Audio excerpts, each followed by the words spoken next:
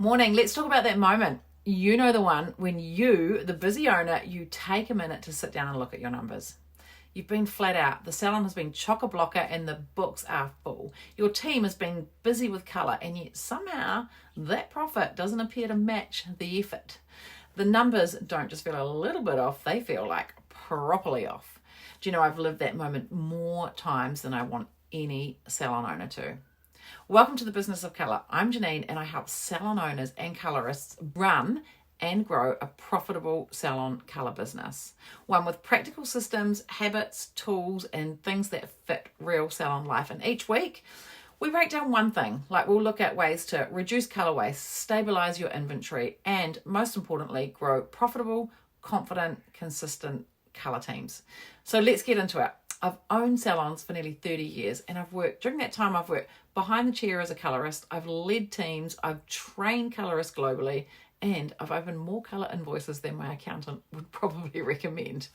So today I want to talk about the big question that every salon owner should be asking themselves, and that is, does my colour actually make me money? Or is it just keeping us busy? Do we just look busy?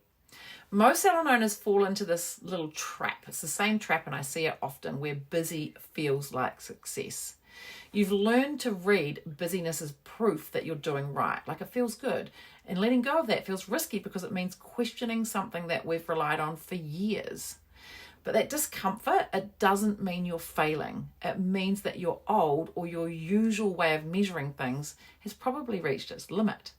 When the books fill up, we assume everything must be fine. We're busy, we're great, we're doing great. But busy doesn't pay the bills. Revenue pays the bills. Profit pays for the extra. Revenue covers the usual things: rent, wages, stock, tax. It's money that's already spent, not even ours. Profit, that's what's left after all of that. Profit pays for the extra, the time off, the growth, the bonuses, the choice. Revenue is busy. Profit is freedom. And profit asks the harder questions, and you know what? It does not flatter effort. You can absolutely have amazing revenue and still be broke. And I see this pattern over and over and over again. Two salons, they sit in exactly the same suburb. They charge similar prices. They complete the same number of colour services. So let's say, for example, we've got both salons, they charge $150 for colour services. They both complete around 40 services a week. And then both salons, so that would mean they're bringing in approximately $6,000 a week. On paper, they look the same. They look identical. In real life, one salon owner is sleeping well and the other one is avoiding opening all of their invoices and bills. I've stood on both sides of that divide, and I can tell you, skill does not create the difference. The team does not create the difference. Demand certainly does not create the difference. Cost awareness creates the difference. And most salon owners only track revenue, and most salon owners only watch the colour bill when it comes in because it already feels like a lot. So we don't tend to dig deeper, mostly because of the pressure around it. And believe me, I get that pressure. I understand what salon owner life is really like. And that colour bill can feel enough, and going deeper can feel really overwhelming. And that's just pressure, or maybe even fear talking, definitely not a lack of care or laziness. So we tend to stop there. But colour doesn't cost just one thing. It carries layers of cost, and avoiding those layers doesn't make them disappear. It just keeps them unnamed and stacking and racking up. Let's start with product costs. The cost of colour as a product when it comes to your salon service pricing, because this shows up first. Once you factor in colour, developer or activator, bowls mixed in those just in case or over mixed bowls, most salons, they're spending way more than they realise on the average colour service. And as salon owners, we just accept it because it feels like we're nagging or confrontational, or we just swipe it away as it's not such a big deal. And usually that hesitation comes from care, not weakness, because we know our colourists are busy. We know they're under the pump behind the chair, dealing with client expectations. But you know what the biggest gap I see with pricing of colour services? It's pricing them to cover only the cost of colour, not adding any margin. So my top tip for you is, if you just do this one thing like you do for home hair care, add a markup.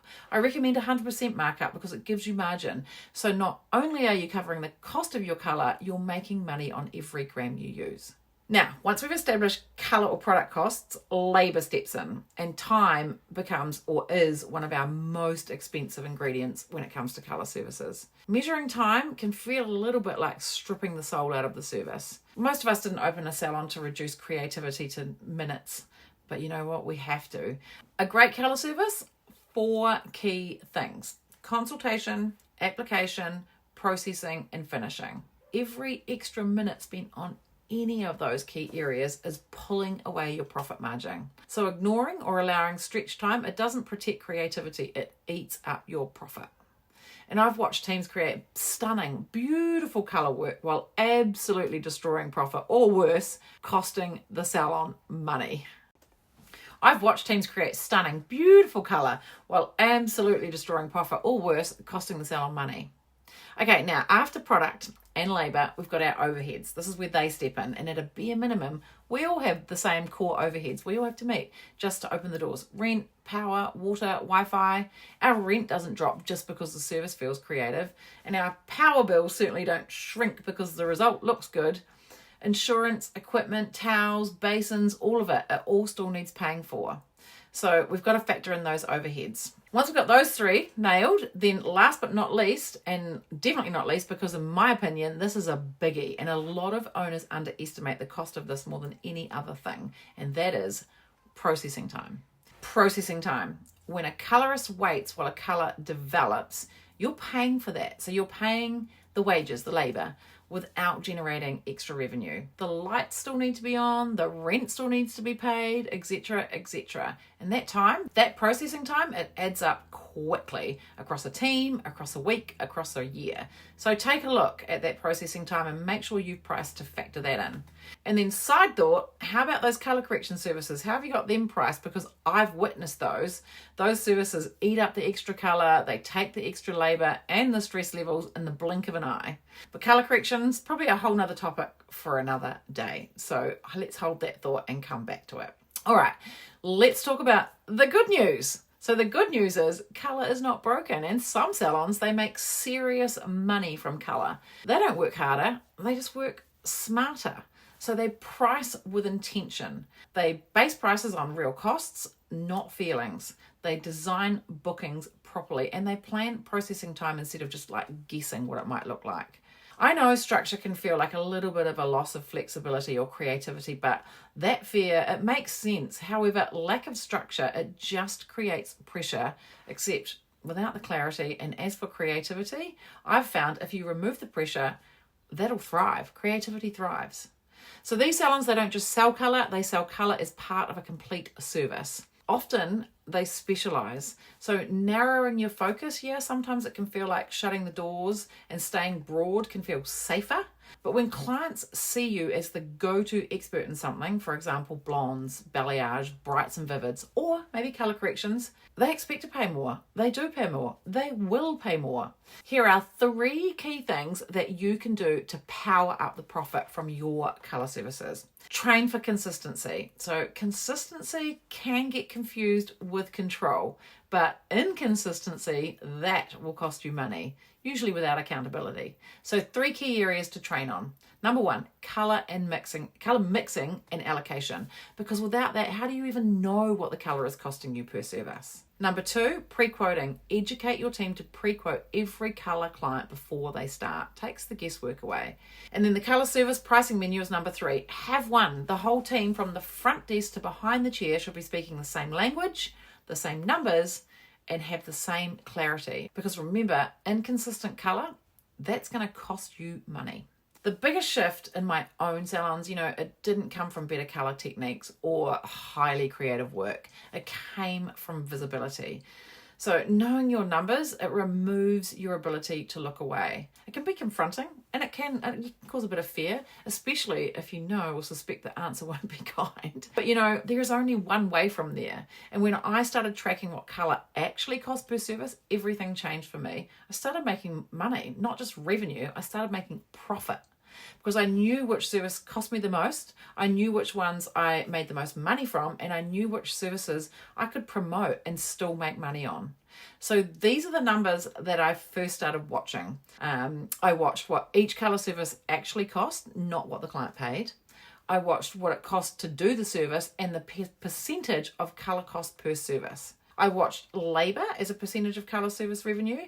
I watched how much colour was needed on average for our top 5 colour services. And I watched how much paid time produced revenue and how much unpaid time, like processing, didn't. So once you see these numbers, all the guessing stops, all the blame disappears, and clarity absolutely takes over, because you can fix the right things. Once you see it, you can't unsee it, and you can fix the right things. Sometimes it feels like experience should be enough, but guessing isn't intuition. It's decision making without feedback and, more importantly, without data. If you do nothing else this week, do this. Choose one thing. Just one focus. So your one thing might be to choose just one colour service to focus. Track it properly like I did. Track product, track time, track wages or labour, track processing, and then review the pricing. Review it honestly, not emotionally. Full transparency can feel exposing. However, clarity does not play the blame game. It shows you exactly what's happening. Or you could choose to focus on time. That's another thing to look at. Look at your time leaks. Look at your bookings. Are they being stretched? Are there 15-minute gaps that can't be utilised? Like seeing time leaks, that often reflects little bad habits that have crept in over time and have now become your salon normal. So that's another great thing to focus on. But the key thing is one focus, one outcome, because scattered effort, it very rarely produces consistent results. It's confusing and worse, overwhelming for your team. So don't choose everything. Choose just one thing that genuinely supports your colour work and your team, and then train and educate them for the consistency. Don't aim for perfection, aim for consistency. Perfection just delays things. Consistency, that's where patterns will be exposed, and faster. You don't need a full overhaul. That's the other thing. Just focus on one thing. One focus will give you absolute visibility, and it will grow confidence, and confidence builds profit. So, in answer to the question, is colour profitable? Absolutely yes. It is the area in your salon business where you can make and lose the most money.